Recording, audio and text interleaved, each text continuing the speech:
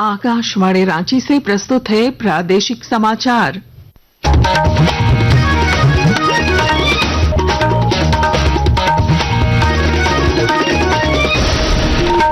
नमस्कार। प्रादेशिक समाचारों के साथ मैं पूनम केरकेट्टा। पहले मुख्य समाचार।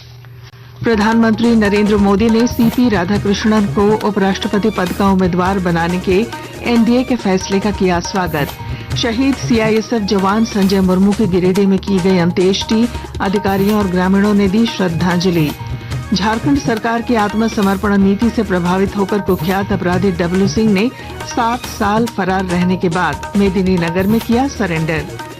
मौसम विभाग ने सरायकेला खरसावां, सिंहभूम, सिमडेगा और गुमला में जारी किया येलो अलर्ट।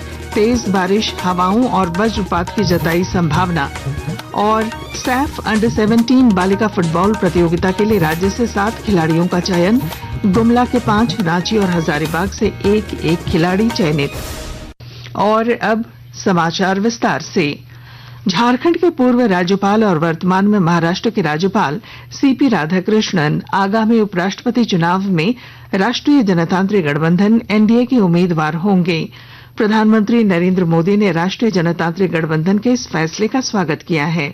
श्री मोदी ने एक सोशल मीडिया पोस्ट में कहा कि श्री राधाकृष्णन ने सार्वजनिक सेवा के लंबे दौर में अपनी विनम्रता, बुद्धिमत्ता और समर्पण से अलग पहचान बनाई है। हमारे संवाददाता ने बताया है कि श्री राधाकृष्णन उपराष्ट्रपति पद के लिए दक्षिण भारत के अन्य पिछड़ा वर्ग के पहले नेता हैं। एक छात्र नेता के रूप में अपनी राजनीतिक यात्रा शुरू करने वाले चंद्रपुरम पन्नू स्वामी राधाकृष्णन राष्ट्रीय स्वयंसेवक संघ और जनसंघ जैसे संगठनों में सक्रिय रूप से शामिल रहे। श्री राधाकृष्णन कोयम्बटूर से 2 बार लोकसभा के लिए चुने गए और 1.5 लाख से ज्यादा मतों के रिकॉर्ड अंतर से जीत हासिल की। संसद सदस्य के रूप में वे संयुक्त राष्ट्र और बाद में ताइवान गए भारतीय संसदीय प्रतिनिधि मंडल का हिस्सा थे। तमिलनाडु में उन्होंने भाजपा के प्रदेश अध्यक्ष के रूप में कार्य किया, जहां उन्होंने सामाजिक और विकासात्मक मुद्दों को सक्रिय रूप से उठाया। श्री राधाकृष्णन झारखंड, तेलंगाना, पुडुचेरी और महाराष्ट्र के राज्यपाल भी रह चुके हैं। झारखंड में उन्होंने केवल 4 महीनों के भीतर सभी 24 जिलों का दौरा किया और जमीनी स्तर पर शासन को मजबूत करने के लिए नागरिकों और अधिकारियों से सीधे संवाद किया। तमिलनाडु के तिरुपुर में जन्मे श्री राधाकृष्णन पेशे से एक कृषक और उद्योगपति हैं। वे अपनी ईमानदारी, दूरदर्शिता और बेदाग सार्वजनिक जीवन के लिए जाने जाते हैं। समाचार कक्ष से विष्णु की रिपोर्ट के साथ राजेश मीणा। इधर झारखंड में सीपी राधाकृष्णन को एनडीए का उपराष्ट्रपति पद का उम्मीदवार बनाने की घोषणा का स्वागत किया गया है। केंद्रीय मंत्री अन्नपूर्णा देवी, सांसद निशिकांत दुबे, नेता प्रतिपक्ष बाबूलाल मरांडी, पूर्व मुख्यमंत्री रघुवर दास समेत कई नेताओं ने अपने एक्स हैंडल पर श्री राधाकृष्णन के एनडीए का उपराष्ट्रपति पद का उम्मीदवार बनने पर उन्हें बधाई दी है। निर्वाचन आयोग ने कहा है कि उसके लिए सभी दल समान हैं और वह राजनीतिक दलों के बीच कोई भेदभाव नहीं करता। कल नई दिल्ली में मीडिया को संबोधित करते हुए मुख्य चुनाव आयुक्त ज्ञानेश कुमार ने कहा कि चुनाव आयोग अपने संवैधानिक कर्तव्य से पीछे नहीं हटेगा। रांची में केंद्रीय रक्षा राज्य मंत्री और सांसद संजय सेठ ने प्रेस वार्ता कर बताया कि प्रधानमंत्री नरेंद्र मोदी के आह्वान पर झारखंड का व्यावसायिक वर्ग स्वदेशी अपनाएं, आत्मनिर्भर भारत बनाएं अभियान की दिशा में कदम बढ़ा रहा है। उन्होंने कहा कि 27 अगस्त से गणपति उत्सव के मौके पर राजधानी रांची से इस अभियान की शुरुआत होगी, जिसकी गूंज गांव-गांव तक पहुंचेगी। सरायकेला खरसावां के आदित्यपुर सालडीह बस्ती में 10 दिवसीय जन्माष्टमी महोत्सव सह मेले का शुभारंभ हुआ, जिसका उद्घाटन पूर्व केंद्रीय मंत्री अर्जुन मुंडा ने किया। मौके पर उन्होंने जन समूह को संबोधित कर कृष्ण जन्माष्टमी की बधाई दी और जीवन में दया, प्रेम और करुणा की सीख अपनाने की बात कही।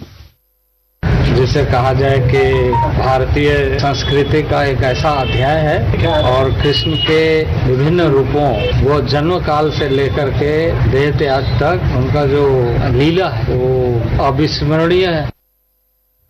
गिरिडीह के धर्मपुर गांव निवासी सीआईएसएफ जवान संजय मुर्मू की कल रात अंत्येष्टि कर दी गई। उनके पार्थिव शरीर पर सरिया बगोदर के एसडीपीओ धनंजय राम सहित ग्रामीणों और साथियों ने पुष्पांजलि कर श्रद्धांजलि दी। गौरतलब है कि संजय मुर्मू 15 अगस्त को जम्मू कश्मीर के किश्तवाड़ में ड्यूटी के दौरान बादल फटने की घटना में शहीद हुए थे। लातेहार जिले के बरियातू प्रखंड के झारखंड बालिका आवासीय विद्यालय के हॉस्टल में आग लग गई, जिसमें बेड और सामान पूरी तरह जल गए। घटना के समय छात्राएं पीटी के लिए बाहर थीं, इसलिए किसी को चोट नहीं आई। प्रारंभिक जांच में शॉर्ट सर्किट इसका कारण माना जा रहा है और जिला शिक्षा अधिकारी ने स्थल का निरीक्षण कर मामले की जांच शुरू कर दी है। आकाशवाणी के ताजा तरीन समाचारों के लिए आप हमारी वेबसाइट news.on.air.gov.in पर लॉग ऑन कर सकते हैं। ताजा समाचार X handle @AIR news alerts और Facebook page All India Radio News पर भी उपलब्ध है। आप प्रादेशिक समाचार एकांश के एक्स हैंडल @AIR news_रांची और Facebook page Akashvani news Ranchi, Instagram page तथा YouTube channel AIR news Ranchi पर भी हमारे बुलेटिन सुन सकते हैं। प्रादेशिक समाचार आप आकाशवाणी रांची से सुन रहे हैं।